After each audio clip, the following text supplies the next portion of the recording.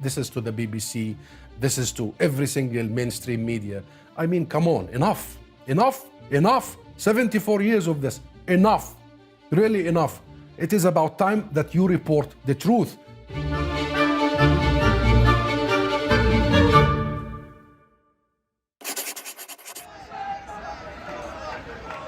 It's limitless. This is limitless simply because most of these people you saw in Jerusalem marching yesterday with Israeli flags, supported and protected by the Israeli occupation army, most of them come from the illegal colonies in the West Bank, deep in the West Bank. So already those are fanatics who believe in the entire ethnic cleansing of Palestine, who are racist at heart, who nurture bigotry, and who are absolutely raised to the highest standards of incitement against anybody who's not like them, primarily, of course, the Palestinian Muslims and Christians.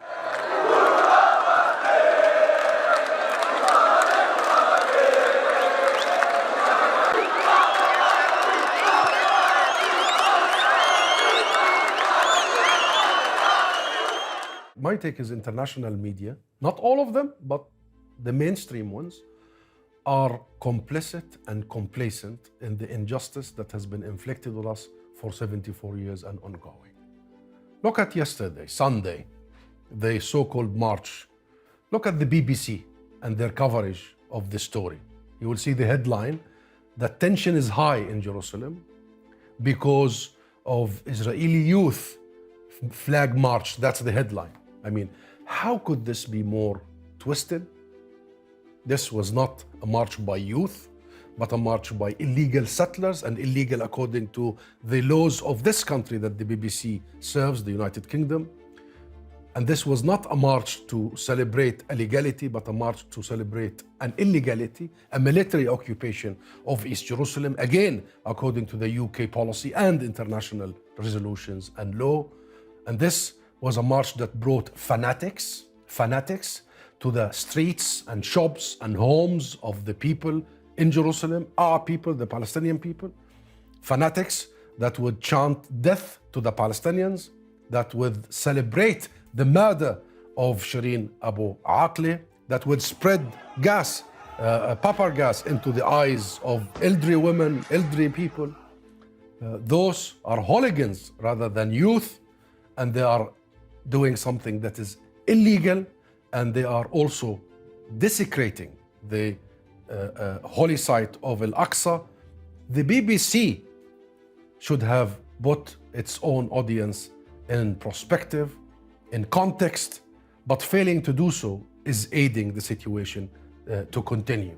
And again, the BBC about Shireen Abu Akleh, and not just the BBC, most of these Western outlets would report the death of a Palestinian journalist as if she died of natural causes. They would quote the Israeli spin that she might have been killed by a Palestinian fire. At least they would not take our version, the version of the truth, by the people who were next to Shireen, by the Palestinian journalists who said from day one, from minute one, that she was targeted. So, and then media, first impression is last. So people will not dig into the story 10 days, 15 days from now. It would be the first impression. And always the first impression is really wrong. Clashes, always. There are clashes in Jerusalem, clashes in Ramallah, clashes in Gaza, clashes between who and who? Who is the aggressor here? Who is the occupier here? Why not the BBC come out and tell its own audience that this is an occupied city, that East Jerusalem is an occupied city, that allowing these people to actually undermine the internationally agreed about status quo is an illegality, that these people are provoking the local residents, Palestinian Christians and Muslims, they are provoking their national identity by flying that flag in their narrow streets, by actually attacking them physically, by downing their flag, their national flag. So all of a sudden, it's just the Palestinians are reacting to a youth flag march. She gave us, myself included, and thousands of people, the opportunity to feel how united the people of Palestine are, how beautiful the people of Palestine are, how resilient we are. What a scene of unity. Shireen has also managed to bring all that. But also, on the other hand, to show the world the ugliness of the other side. To show the world that not only they have killed her and targeted kill her, but also they went after her casket, her funeral, her burial, her pallbearers, her mourners, and I was one of them. In all traditions, throughout history, there is one common thing between all of us human beings: the respect for the dead. The respect, even during wars, they open special corridors for the dead. The respect for the body, the respect for the mourners. Even that, Israel had no space for. And for them, this is the moment. They feel this is their moment. After Trump, and he simply just checked all the Israeli right-wing list, Netanyahu and the settlers, and then Biden comes and he does absolutely nothing to reverse what Trump did. In fact, one would argue that Biden has simply let Israel do what it wants. Unfortunately, some of their calculations is right. There is very little consequences coming from the outside. But fortunately, their calculation vis-a-vis us, the people of Palestine, is so wrong.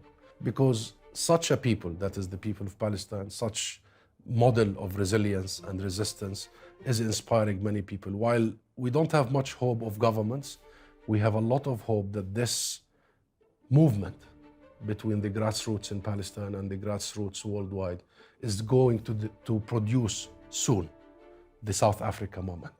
Remember, all of us need to remember that until very late in the game, Western governments, including the US and the UK, did not really heed the calls to impose sanctions on the apartheid South Africa. It was late in the game when they had to, because of the pressure of the public, of the people, of Britain, of the US, of Europe, and everywhere.